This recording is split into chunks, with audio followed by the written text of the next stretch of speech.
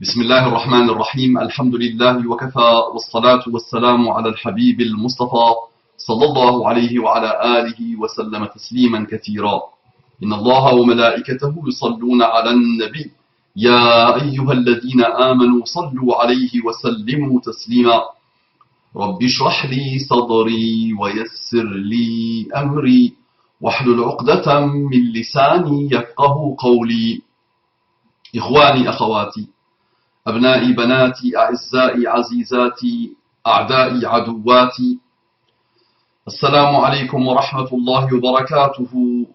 Que la paix d'Allah subhanahu wa ta'ala, sa miséricorde et ses bénédictions soient sur vous mes frères et sœurs partout dans le monde. Je vous aime en Allah, sachez-le. Mes frères et sœurs en humanité, ceux qui n'ont pas encore eu l'honneur de rencontrer l'islam, de mener les recherches nécessaires pour répondre à la fameuse question: est-ce qu'il y a eu un Dieu? Est-ce qu'il y a un Dieu pour cet univers?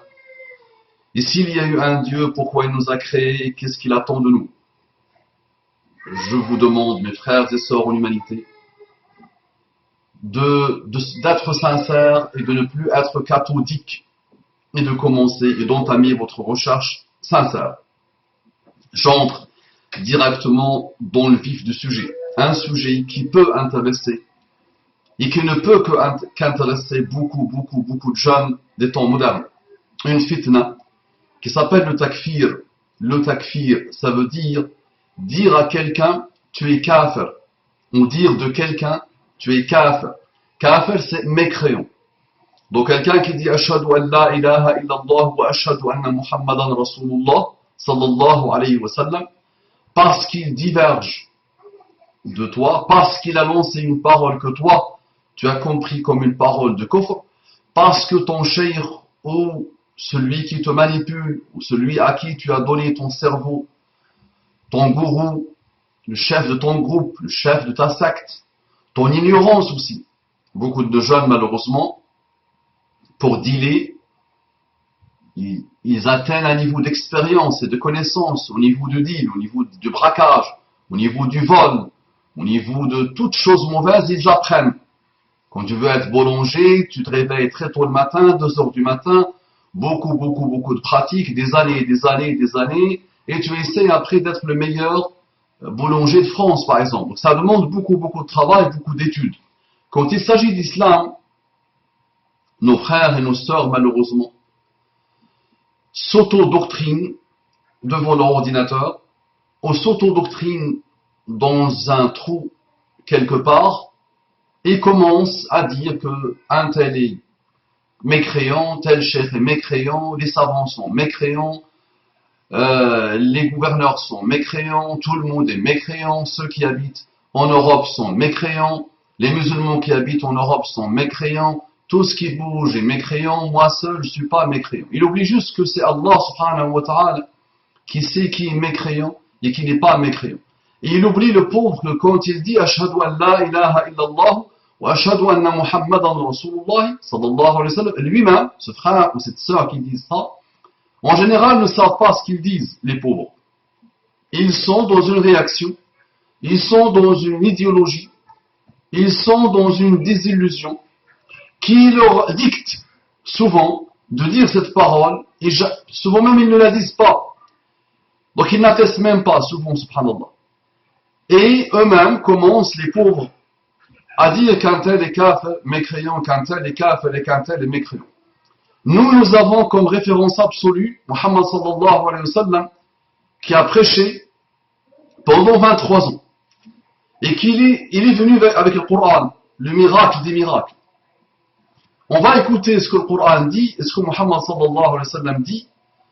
Et si vous voulez que je consacre à ce sujet que j'ai déjà apprivoisé souvent, des heures et des heures et des heures, il suffit que de le demander. Mais sachez mes frères que je vous aime mon Allah, et je rêve du jour où je commence à voir la khilafa dans vos cœurs, la sharia dans vos cœurs, ashhadu an la ilaha illallah wa ashhadu anna muhammadan rasulullah dans vos cœurs, dans vos comportements. Vous avez sûrement remarqué que je travaille pour personne et que personne n'a réussi à me sectariser. Et je n'appartiens à aucun groupe, alhamdulillah. et je suis parfaitement indépendant. Et je ne suis qu'un petit frère qui essaye de vous aider et de vous faire le rappel et de le faire à lui-même. Isma, écoute. Et de respect pour Allah et pour son prophète, s'il te plaît. Souvent, subhanallah, quand j'ai des frères qui viennent vraiment attaquer, qui viennent menacer, je veux dire, Qala Allah. Il trouve le moyen de dire des choses. Qala Rasulullah. Il trouve des moyens de dire des choses. Ça montre, subhanallah, que lui-même, au niveau de son islam, au niveau de son islamité, au niveau de sa foi, il y a beaucoup à dire. Et toi, tu ne dis rien. Tu dis qu'il est ton frère en Allah, qui est encore ignorant, qui est encore fanatisé, qui est encore sectarisé, qui a suivi les pulsions de shaitan, qui a suivi les wasawis, qui a été manipulé, qui a été auto-endoctriné malheureusement, qui s'est auto-conditionné à mort. Donc tu essaies de lui trouver des excuses, mais tu ne peux jamais oser dire de ton frère qui dit Ashhadu an la ilaha illallah wa ashhadu anna Muhammadan Rasulullah, tu es kafir, parce que le strict minimum de la connaissance de l'islam t'indique qu'il est strictement interdit de t'aventurer dans le domaine de takfir. C'est une grande fitna qui nous a frappés depuis très longtemps, mais qui s'est calmée sur des périodes et des périodes et des périodes, et des époques et des époques et des époques, mais dans les prisons de Jamal Abdel Nasser, dans les geôles de Jamal Abdel Nasser, il y a eu la création de cette manière de faire, malheureusement, avec Shukri Mustafa. Je consacrerai, Inch'Allah, du temps à ce Shukri Mustafa, qu'Allah subhanahu wa ta'ala l'agrée. Alayhi rahmatullah, malgré tout le façade, malgré qu'il a été le premier, ou l'un des premiers malheureusement au niveau contemporain, parce que ça date d'il y a très longtemps. Les Khawarij ont dit qu'Uthman et Ali ibn Abi Talib et beaucoup de Sahaba sont mécréants. D'accord? Les chiites, jusqu'à aujourd'hui, disent que les Sahaba, la stricte totalité des Sahaba, sauf 3, sont des mécréants. D'accord? Donc c'est un jeu gravissime et qui est vraiment le commun, c'est un grand point commun entre les gens de l'ahwa, de la passion, de l'innovation, de l'éloignement d'Allah subhanahu wa ta'ala. C'est vraiment en commun. Toutes ces sectes-là, tous ces groupes-là, malheureusement, inventent une chose et par rapport à laquelle inventent un raisonnement, inventent un petit système de pensée de rien du tout et ils commencent à étiqueter les gens, ils commencent à catégoriser les gens. Tu habites en Europe, tu habites avec des kuffars, tu es kafir. Simple. C'est très simple pour lui, c'est simple. Donc il rend tout le monde kafir. Il va dire qu'un tel, avec son nom et son prénom, est kafir. Tel groupe est kafir. Tout le monde, kuffar. Donc juste, il va bâtir un raisonnement. Ça a toujours été comme ça. Il bâtit un raisonnement minable et malheureux qui vient de sa pulsion satanique, de son âme maléfique, d'accord? Il va te dire les meilleurs sahaba sont des kuffars, des mécréants. Les gouverneurs sont mécréants tout au long de l'histoire. Tout le monde est mécréant, d'accord? Depuis la mort de Muhammad sallallahu alayhi wa sallam, tout le monde est devenu mécréant. Et voilà. Donc il y a eu ces raisonnements malheureusement. Malheureux. Alors que, écoutons, notre religion, qu'est-ce qu'elle nous dit? D'abord, Muhammad sallallahu alayhi wa sallam nous dit, maudire un musulman est aussi grave que de l'assassiner. Maudire un musulman est aussi grave que de l'assassiner. Donc juste maudire un musulman. Allahumma al'an fulan. Tu dis ça, Allahumma al'an fulan. Fulan est mal'oun. D'accord? Je pense que fulan, un tel, il est mal'oun. Donc tu décrètes, toi-même, qui est une simple créature d'Allah, qui ne se connaît même pas, d'accord? Tu dis qu'un tel, il est chassé de la miséricorde d'Allah. Tu le penses, tu le constates, tu l'observes, tu le dis. Et tu passes ta vie à le dire en plus, à le redire. Pas une fois par erreur, ou par mégarde, ou par inadvertance. Non, non, non. Tu le dis, et tu insistes, et tu bâtis tout ton groupe autour de ça.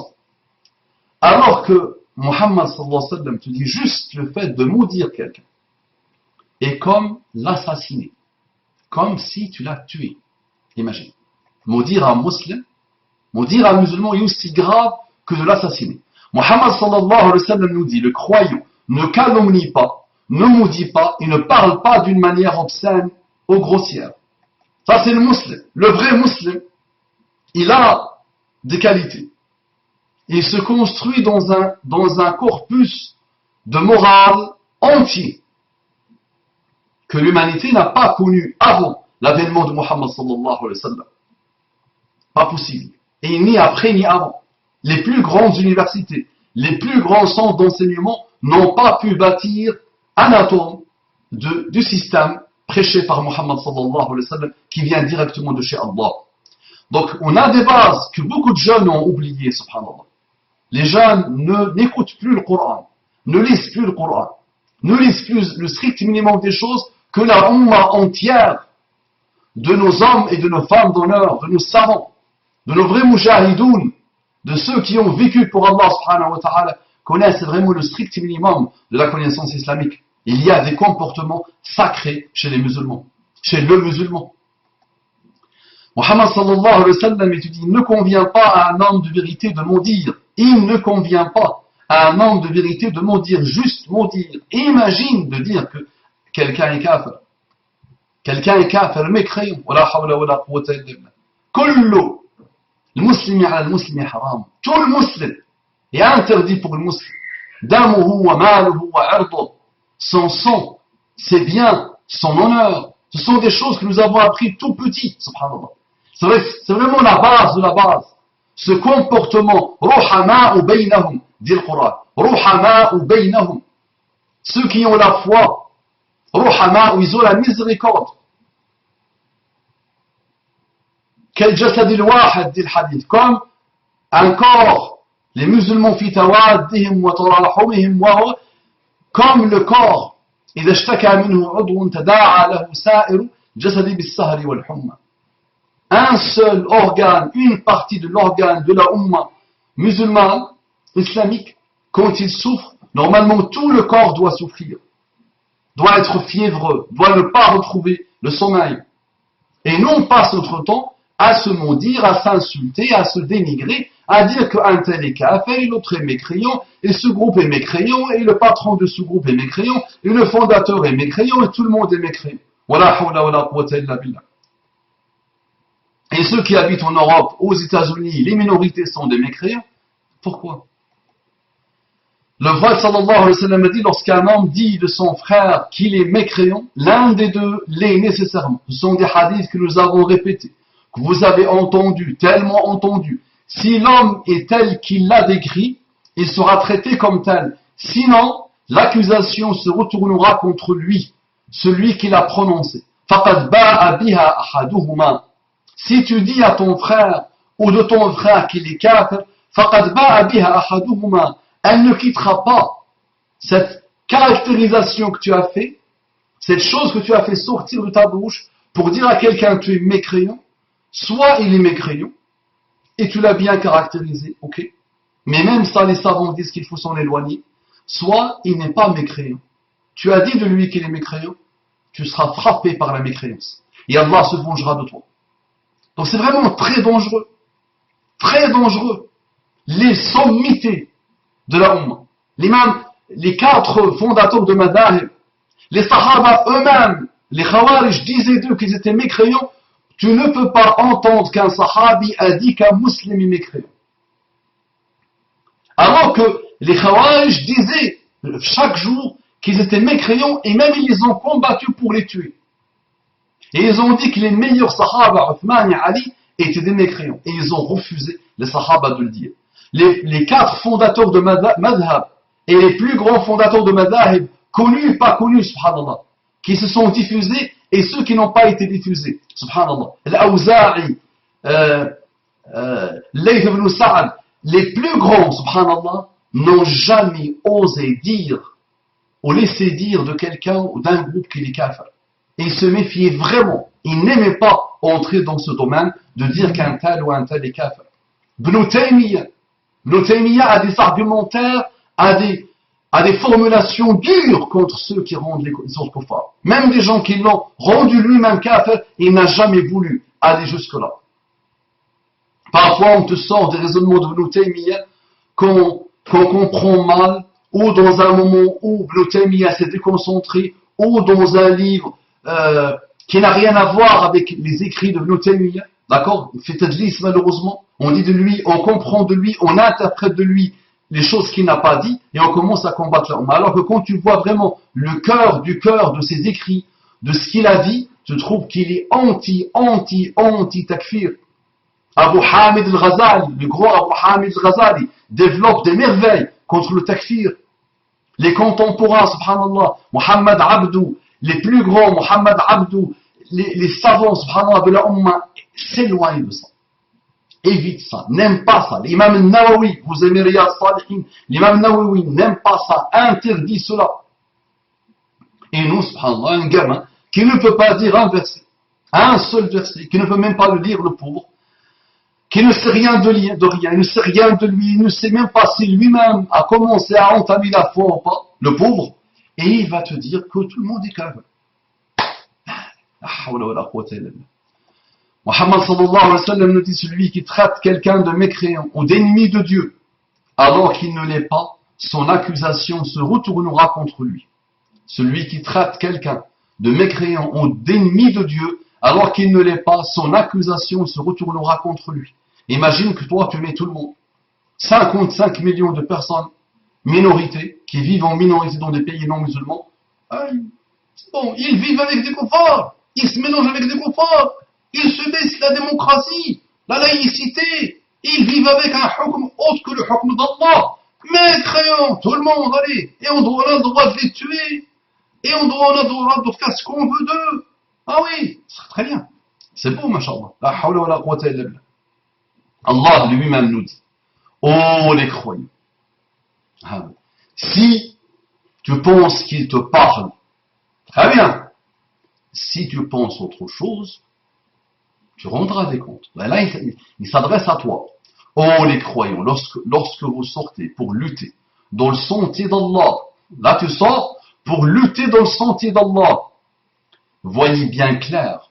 Entre parenthèses, ne vous hâtez pas, et ne dites pas à quiconque vous adresse le salut de l'islam, tu n'es pas croyant, convoitant les biens de la vie d'ici-bas. Or, c'est auprès d'Allah qu'il y a beaucoup de butin. C'est ainsi que vous étiez auparavant, puis Allah vous a accordé sa grâce. Vous voyez donc bien clair, Allah est certes parfaitement connaisseur de ce que vous faites. Clair. Dans le sentier d'Allah, quelqu'un te dit salam alaykoum, même si tu le prends pour un kafir, à partir du moment où il te salue, la salutation de l'islam, son sang devient interdit. Et ce verset tourne autour de ce que a fait Zayd quand il a tué quelqu'un en pensant que ce quelqu'un dit la ilaha illallah juste pour se protéger. Et Muhammad sallallahu alayhi wa sallam lui a répété. Ici, est-ce que tu as ouvert son cœur? Nous, on voit l'extérieur. Muhammad Abdou nous dit que si jamais tu entends une parole de quelqu'un, d'un musulman, et cette parole peut être interprétée 100 fois, comme une parole de kufr. Imagine, 100 fois. C'est-à-dire que tu essaies de raisonner minimum 100 fois, et tu ne vois que du kufr. Ici, il y a une seule manière de l'interpréter comme une parole de foi, c'est-à-dire qu'il n'est pas une parole de kufr. Tu as l'obligation de suivre ce raisonnement qui dit que peut-être il a voulu dire ça. D'accord? Tu dois trouver une excuse, une issue à une parole qui peut être interprétée au moins 100 fois comme une parole de kufr. Nos savants mettent des gants. N'aiment pas aller dans cela, subhanallah. Nous avons besoin d'une rééducation, d'un formatage total. D'accord? Nous devons nous concentrer sur nous-mêmes. Concentre-toi sur toi-même. Ferme tes yeux, tu verras des choses qui vont t'étonner. Tu te connais, chacun de vous se connaît. Connais le niveau d'éloignement qu'il a. Et c'est pas une terre qui rend quelqu'un croyant pas. Toute la terre est la terre d'Allah. D'accord? C'est des choses mauvaises que nous avons en nous. Wala hawla wala quwwata illa billah. Et nous sommes dans une fuite en avant, ou une fuite en arrière. Parce qu'on sait notre niveau à nous, on se venge des autres. Et souvent, subhanallah, ces autres sont meilleurs que nous, sont incomparables à nous. Ils prennent des gens, subhanallah, qui sont connus, reconnus, par les plus grandes sommités de l'islam, par les plus grandes sommités de la pensée islamique et musulmane, par les plus grands hommes et femmes d'honneur, il te dit, lui, kafir. Simple. Comme bonjour, lui, kafir. Il ne sait rien de lui. Il n'a jamais rien lu de lui. Voilà. Il voit son frère prédicateur se consacrer à la da'wa que chacun de nous doit faire. Non, non, lui, kafir. Au pire, s'il n'est pas kafir pour lui, il est innovateur. On fabrique l'innovation. Alors que Abu Hamid al-Ghazali disait que si tu vois quelqu'un se lancer dans tabdir et takfir, sache qu'il ignore. Ce sont que ceux-là qui se lancent vraiment dans ça. C'est un ignorant pur, le pauvre. Et on rajoute malheureusement orgueilleux. Donc il a en commun, c'est la chose qui a fait sortir Shaitan du paradis. C'est la chose qui a attiré la malédiction d'Allah éternelle sur Shaitan. Ana khayrun minhu. Je suis meilleur que lui. Toi qui rien, mon ami, mon frère, je sais que ça fait mal. Vous n'avez pas l'habitude avec ce type de da'wah. Et moi, mon ami, je m'adresse à toi dès le départ, dès le premier jour, directement à toi, direct, les yeux dans les yeux. Tu te connais. Tu sais ce que tu es, et tu sais ce que tu as, et tu sais ce que tu vaux. Concentre-toi sur toi, ya akhi. Man el muslim. Muhammad sallallahu alayhi wa sallam pose la question. Directement, toi, tu vas répondre, Al-Muslim, les 5 piliers de l'islam, mon oncle m'avait appris ça, c'est vrai, j'avais un petit livre, je lisais les 5 piliers. Non. Alors, Man el-Muslim, la réponse de Muhammad sallallahu alayhi wa sallam est autre. Man el-Muslim, Man salim al-Muslimuna min lisanihi wa yadihi. Celui, le musulman, le vrai musulman, c'est celui que les gens sont à l'abri de sa main, de sa langue et de sa main.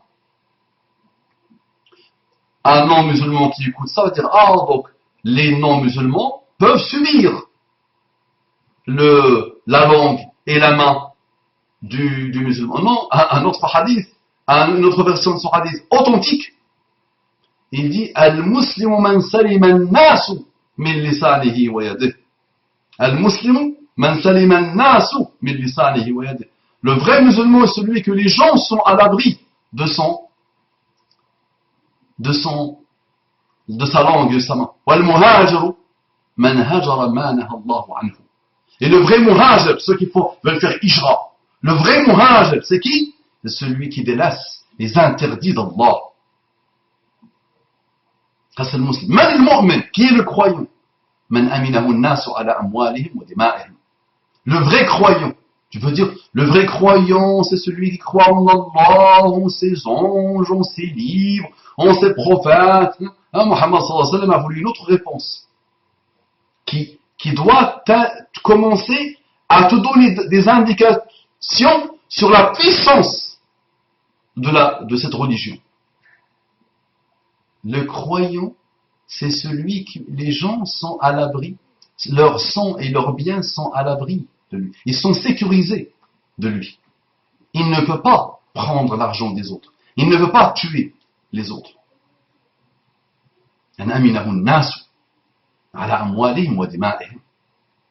Dans quel pétrin nous sommes aujourd'hui?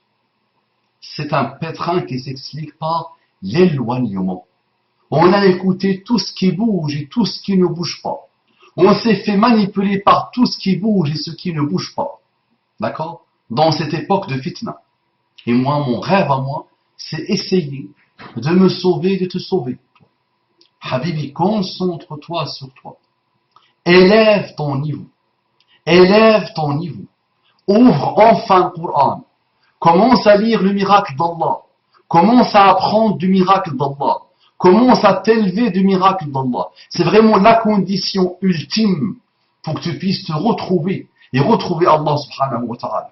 Et comprendre enfin la puissance de cette religion d'Allah subhanahu wa ta'ala. Sa logique, sa pertinence, son intelligence, sa beauté, sa bonté. D'accord? C'est un conseil. Allahumma inni qad ballaghtu. Allahumma fashhad. Oh Allah, j'ai transmis. Oh Allah, tu es témoin. Assalamu alaikum wa rahmatullahi wa barakatuh.